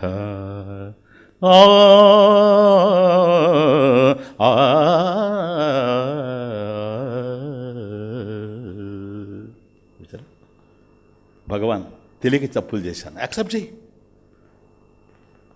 నీ తప్పులు చూడడానికి భగవంతుడు ఉండేది, నిన్ను కనికరించడానికి, నిన్ను కడతీర్చడానికి భగవంతుడు ఉండేది. ఒప్పుకోవాల్సిన స్థానం అదే. భగవాన్ ఇవన్నీ నాకు తెలిసి ఉంటే నేను అలా జీవించి ఉండేటువంటి వ్యక్తిని కాను, నాకు తెలియకపోవడం వల్ల నేను అలా చేశాను, ఇంకా నేను చేయను. భగవంతుడు యాక్సెప్ట్ చేస్తాడా చేయడా? అథారిటీగా చెప్తున్నా, యాక్సెప్ట్ చేస్తాడు. అథారిటీ అంటే గీత. అపిచేత్ సుదురాచారో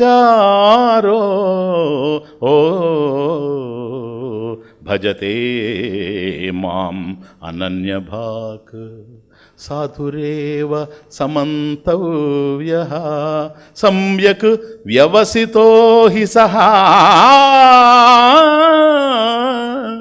క్షిప్రం భవతి ధర్మాత్మా. అయిపోయింది, దానికి ఇంకేంది. అపి చేత్ సుదురాచార, సుష్ఠు దురాచార.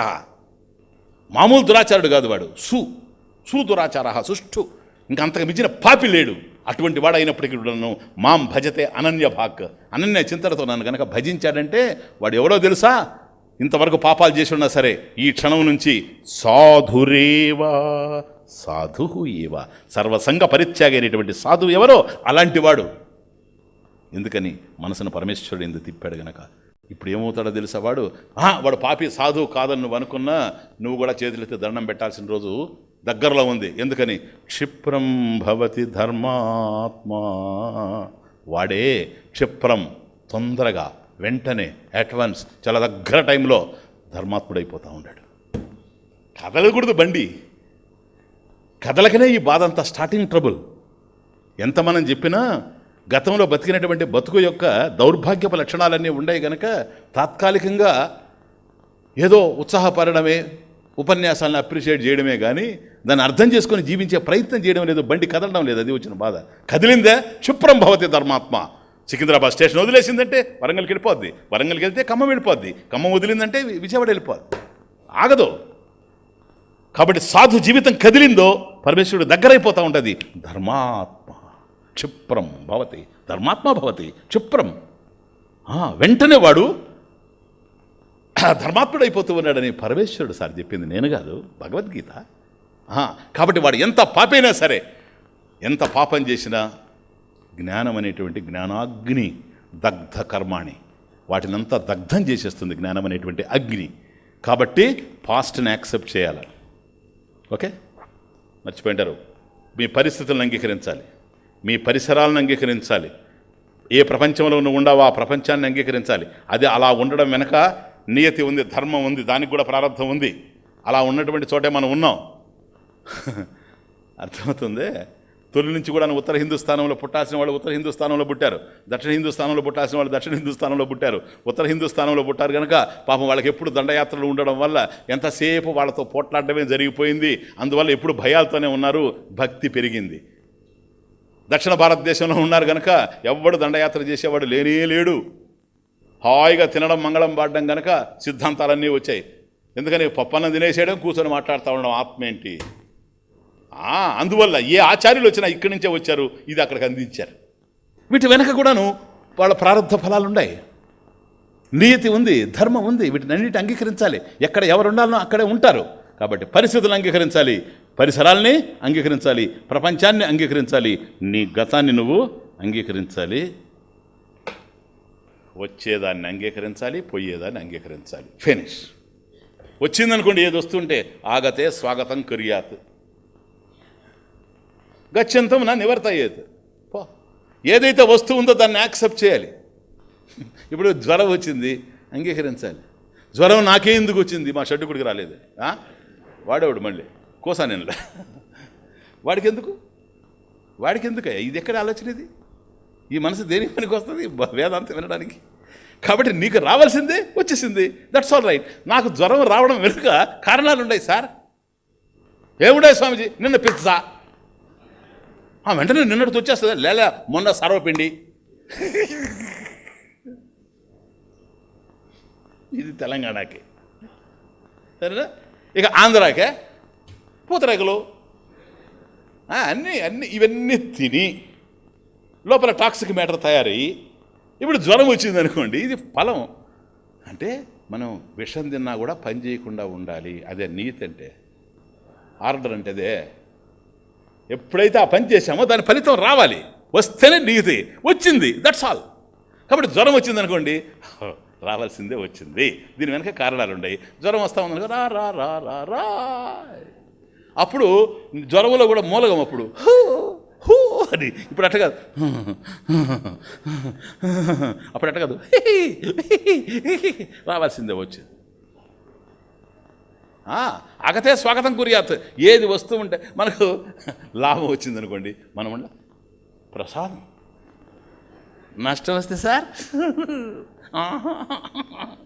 లే. లాభం ఎప్పుడైతే ప్రసాదం అయిందో నష్టం కూడా ప్రసాదమే. అనారోగ్యం ప్రసాదం, ఆరోగ్యం ప్రసాదం, అంత ప్రసాదం. ఆగతే స్వాగతం కుర్యాత్. నీ జీవితంలోకి ఏదొస్తూ ఉండినా దాన్ని ప్లీజ్ చీర్ఫుల్గా యాక్సెప్ట్ చేయాలి. అది ప్రసాదం అంటే. సరేనా? ఎంత వస్తుందో అంతే రాని, ఏది వచ్చింది అది రాని. ఎందుకని రావాల్సిందే వచ్చింది. ఓకే, పోవలసింది పోతుంది. దాన్ని ఆపగలవా నువ్వు? పోయే టైం వస్తే ఏది ఆపలేం. 32 ఉంటే ఒకటి పోయే టైం వచ్చినప్పుడు అది తొందరగా పోలేదని పీకించుకునేవాడు.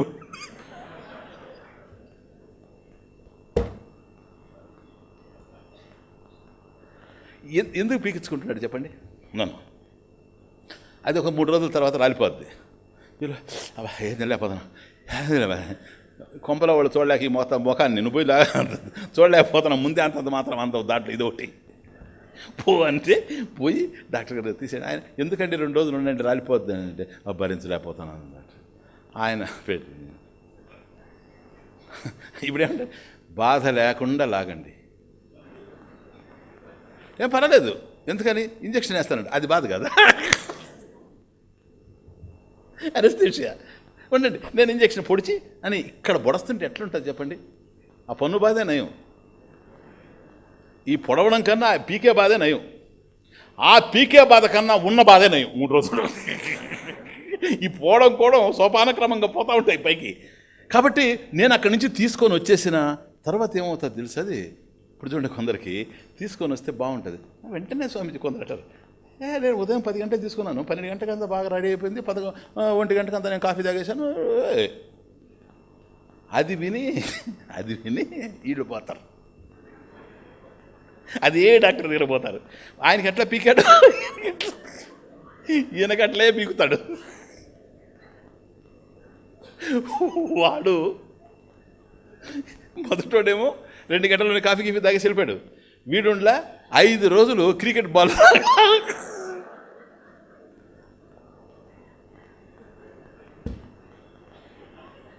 పెట్టుకొని ఉంటాడు. ఇట్లా ఏమని అతనికి తగ్గిందని పోయినానండి, నాకేమో క్రికెట్ బాల్ వచ్చింది అంటాడు. కారణం ఏంటో తెలుసా, వాడికి ఆ విధంగా అదృశ్యం అయిపోవాలని ఉండింది, వాడి ప్రారంభంలో పోయింది. వీడికి 5 రోజులు ఉన్నది బాధ, తొందరగా పీకించుకున్నా అది పోయి, అది తీసేసామనేది ఉందే కానీ బాధ మాత్రం తప్పల. అంతే, ఇంతకుముందు పన్ను వల్ల బాధ, ఇప్పుడు క్రికెట్ బాల్ వల్ల బాధ. అంతే, ఇప్పుడు అర్థమవుతుందా మీకు? అందువల్ల వచ్చే వాటిని ఆపలేరు, అంటే మనవ జీవితంలో నుంచే కాదు, మన చుట్టుపక్కల ఉండేవాళ్ళు. ఇప్పుడు తండ్రి ఉంటాడు, తల్లి ఉంటుంది, బిడ్డ ఉంటారు, అల్లుడు ఉంటాడు, సరేనా? ఇప్పుడు ఒక అల్లుడు ఏడిపిస్తుంటాడు, ఆ మామ ఏడుస్తుంటాడు, పక్కింటోడు వచ్చి అంటాడు, మా అల్లుడు దేవుళ్ళు అంటాడు అండి,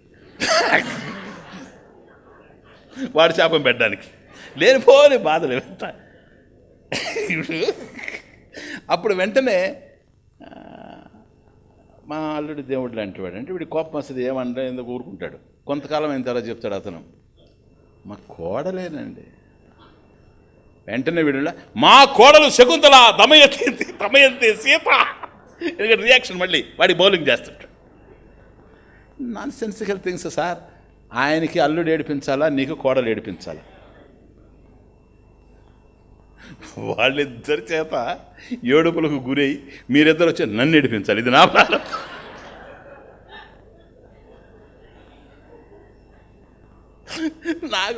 నాకు అదే అనిపిస్తుంది.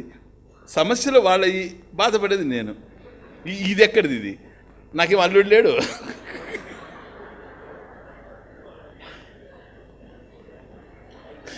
ఏదో కూతురు అసలే లేదు,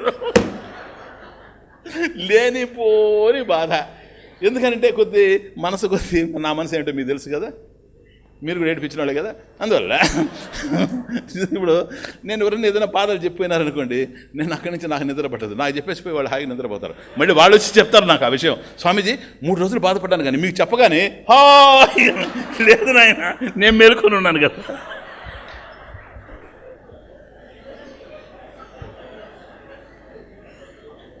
ఇది చూడండి, ఎవరెవరి ప్రారంభాలు ఎవరెవరితో ముడిపడి ఉన్నాయి ఎవరికి తెలుసు సార్. క్యా బాత్ హై, ఎవరికి తెలుసు, పడతాం అంతవరకే తెలుసు. కనుక ఏవైతే వస్తువు ఉన్నాయో మిమ్మల్ని నవ్విస్తూ చెప్పిన అగ్ని కణాలు లాంటి విషయాలు ఇవి అంటున్నా ఈరోజు. ప్లీజ్, ఇంకా రోజు అలాగే ఉంటుంది, అందుకని దాన్ని జీవన జ్యోతి అన్నాం. ఇప్పుడు కూడా ఆరిపోతే ఇంకా లాభం లేదు. Just listen.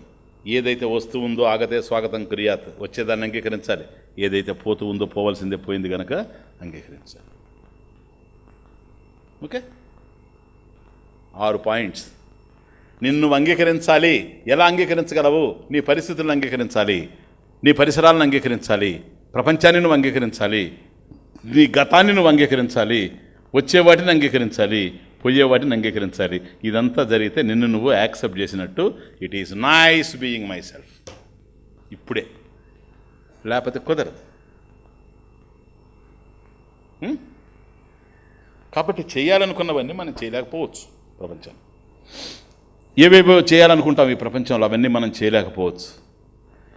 చేయాలనుకున్నవి చేయలేకపోవడం వల్ల నష్టం లేదు, కానీ చెయ్యదగినవి చేయకపోతే మాత్రం లాభం లేదు. మనం ఏమేమో చేయాలనుకోవచ్చు మన ఊహలో, అవన్నీ సాగకపోవచ్చు, కానీ నువ్వు చేయదగినటువంటి పని నువ్వు చేస్తూనే ఉండాలి. ఇవి నీకు అర్థమైంది కదా, వీటిని చక్కగా నువ్వు చేసుకుంటూ పోవచ్చు. ఏవేవి జరుగుతున్నాయో జీవితంలో వీటిని యాక్సెప్ట్ చేస్తూ, ఓహో ఈ పరిస్థితులు ఇలాంటివి, ఇతను నా దగ్గరుండి నన్ను బాధ పెడతా ఉన్నాడు, గతంలో ఇతను నేను బాధ పెట్టుంటానేమో, అందువల్ల నేను ఇది పడాల్సి వస్తూ ఉంది, వీటన్నిటి వెనుక కారణాలు ఈ విధంగా ఉంటాయేమో అని నిగూఢంగా లోపల శాస్త్రాన్ని ఆధారం చేసుకొని, పరమేశ్వరుని ఆధారం చేసుకొని నువ్వు అర్థం చేసుకుంటూ పోతే అప్పుడు ప్రసన్నత, మనఃప్రసాద, ఇది ఇప్పుడు వస్తుంది ప్రసాదం, లేకపోతే రాదు.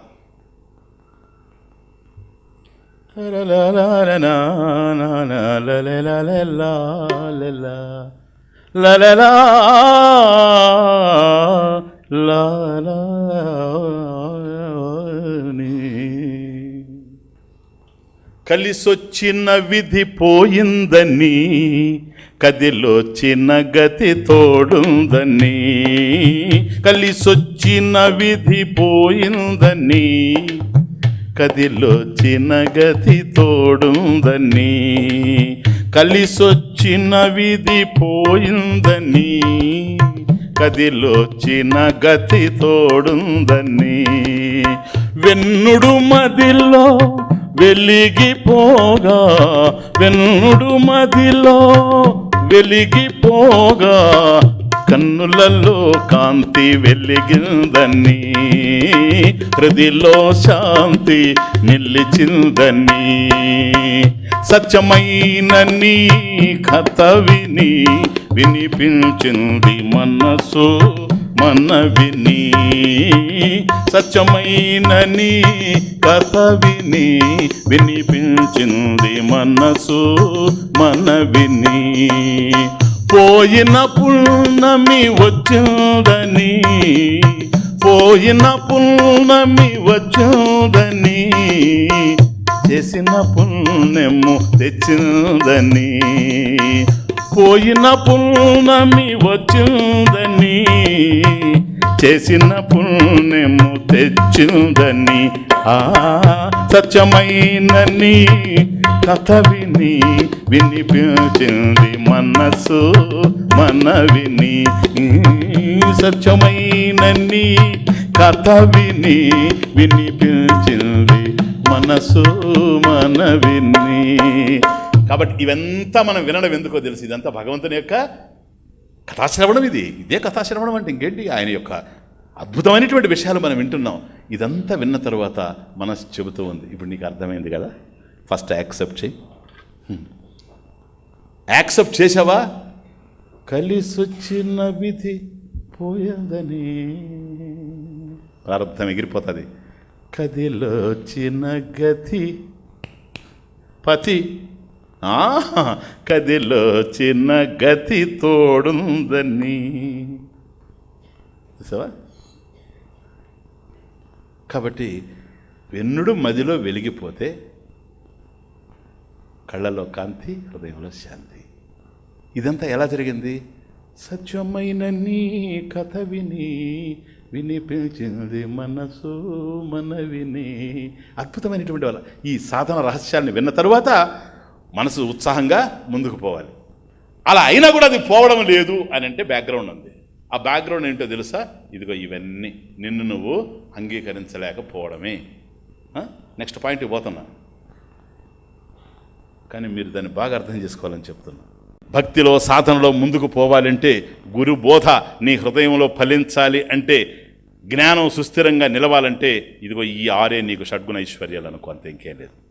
నిన్ను నువ్వు యాక్సెప్ట్ చేయడానికి 6 పాయింట్స్, ఈ 6 కూడాను నీ హృదయంలోకి రావాలి. లేలే ఎందుకు మళ్ళీ మళ్ళీ అంటున్నానంటే, విన్నంత తేలిక కాదు, బాగా మననం జరుగుతూ ఉండాలి. ఇప్పుడు చిన్న చిన్న వాటి నుంచి కూడా స్టార్ట్ అవుతుంది, కానీ అవగాహన చిన్న చిన్న వాటిలో నుంచి పోతేనే పెద్దది వస్తుంది. కాకులకు తినిపిస్తూ ఉంటే హంసలు వస్తాయని, హంస రాకపోవచ్చు, కాకులకు పెట్టేది ఎందుకంటే ఒకరోజు హంస వస్తుందని. ఇప్పుడు మనం సపోజ్ భోజనానికి పోయినారు మీరు, ఇప్పుడు సరేనా, అక్కడ ఏదో మంచి కర్రీ ఉన్నదనుకోండి, చాలా బ్రహ్మాండంగా ఉంది, అందరు బ్రహ్మాండంగా ఉందంటే అర్థం ఏంటి? ఎక్కువ తినేస్తారని అర్థం. ఎక్కువ తినేస్తారని అర్థం ఏంటి? తర్వాత వచ్చేవాళ్ళు కూడదని అర్థం. ఈ తినేసిన వాళ్ళు ఊరుకోరు, వచ్చిన వాళ్ళతో, బా మీరు లేట్గా పోయినారా, చూసారా ఈరోజు బంగాళదుంప కూర? అబ్బా, స్వామీజీ ఉపన్యాసం ఏం పనికి వస్తుంది దాని ముందు? ఓరి నాయను, ఓరి నాయను, అంత పెద్ద చరిత్ర. సరే సరే, ఇట్లా నలుగురు అనేటప్పటికీ వీళ్ళకి ఏంటక్క నువ్వు అక్కడే ఉన్నావు కదా, నువ్వు పిలవచ్చు కదా నన్ను, నువ్వు పోయేటప్పుడు పోలా ఇదే. ఇంక రేపు ఉదయం పురుష సూక్తానికి మనసే పనికి వస్తుంది. అప్పుడు ఏం చెప్పాలంటే, అక్క నీకు బంగాళాదుంప దొరకాల్సి వచ్చింది కనుక నీకు దొరికింది, నాకు అది నా ప్రారంభంలో లేదు గనక నాకు దొరకలేదు, రసమే దొరికింది. ఎందుకు నీరసం లేదంటే స్వామీజీ చెప్పింది అర్థమైపోయింది, చారుని యాక్సెప్ట్ చేస్తా ఉన్నా. ఓ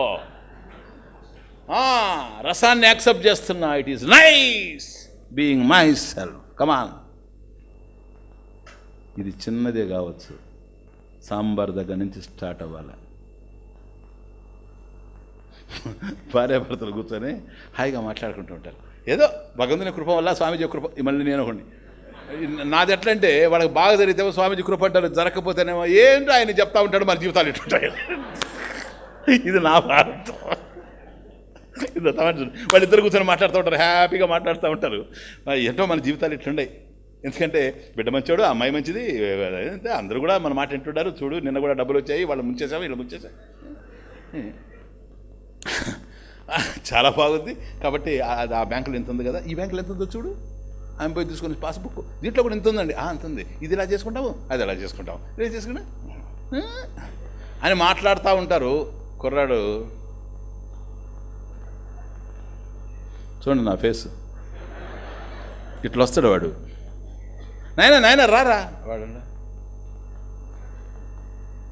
వీళ్ళకి అర్థమైపోతుంది పూర్వానుభవం. ఏం జరిగిందిరా, ఏ నాయన?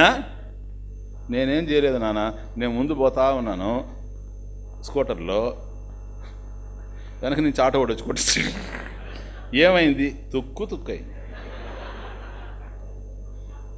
ఇంతకుముందే ఆ పాస్బుక్లో ఎంత ఉందో చెప్పు, దీంట్లో ఎంత ఉందో చెప్పు, మన జీవితాలు స్వామీజీ. ఇంకా వాడిని తిట్టి వాడు వెళ్ళిపోయిన తర్వాత భార్యాభర్త కూర్చొని, ఏదో మనం దేవుణ్ణి నమ్ముకున్నాము, ఓం నమో భగవతే వాసుదేవ అంటా ఉన్నా.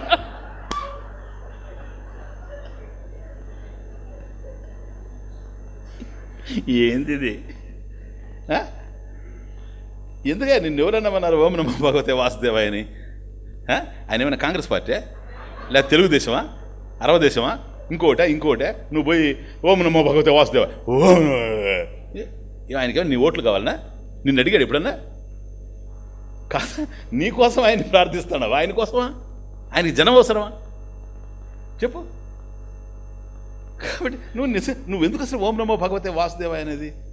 ఓం నమః భగవతే వాసుదేవాయ, భగవతే వాసుదేవాయ నమ ఇది 2 అక్షరే, నాదేమీ లేదంటున్నావు కదా. స్కూటర్ కదా నీది కాదు కనుకనే పోయింది. పోయే టైం వచ్చినప్పుడు దాన్ని ఎవడో ఆపలేడు, పోయింది. Be happy. లే ఇంకేదన్నా అయితే పర్వాలేదు కానీ స్వామి, ఏంటది ఇంకోటి, చీపురు పోతే పర్వాలేదు.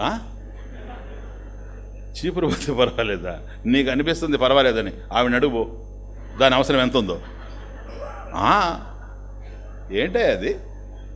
కనుక యాక్సెప్ట్ చేయడం అంటే టోటల్ యాక్సెప్టెన్స్ సార్, అర్థమవుతుందా ఇప్పుడు?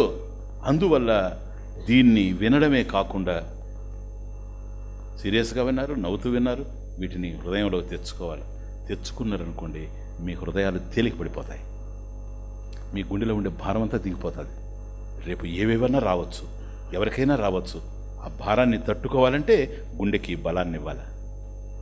అర్థమవుతుంది? నువ్వు యాక్సెప్ట్ చేస్తే గుండె భారం తగ్గిపోద్ది. అంతేకాదు, I tell you frankly honestly, మీకు ఉపనిషత్తు బ్రహ్మసూత్రాలు ఇప్పుడు అర్థమైనవి అనుకుంటున్నారు. నో, మీకు ఇంకా బాగా అర్థమవుతాయి. కొంతమంది వచ్చి నాతో అంటుంటారు, నాకు అర్థమైపోయి స్వామి, అబ్బాయి ఏం చెప్తారు మీరని. నాకు తెలుసు వాళ్ళకి అర్థం కాలేదని. ఎందుకో తెలుసు, వాళ్ళ జీవితం చూస్తున్నాను కనుక. ఆ ప్రశాంతత వచ్చినటువంటి వాడికి అర్థమవుతుంది కానీ, విశుద్ధమైన అంతఃకరణకు అర్థమవుతుంది కానీ, లేకపోతే అర్థం అవుతుంది పూర్ణంగా కాదు. ఓకే? అందువల్ల ఈ విషయంలో యాక్సెప్ట్ చేసేయండి, మిమ్మల్ని మీరు యాక్సెప్ట్ చేసేయండి. ఒకవేళ నేను సరిగా చెప్పనని అనుకున్నా కూడా నన్ను కూడా యాక్సెప్ట్ చేయండి. ఎందుకని? దొరకాల్సిన వాడిని దొరికాను మీకు, అది ఆడ అర్థమవుతుంది. This is life. First point అయిపోయింది కదా. నెక్స్ట్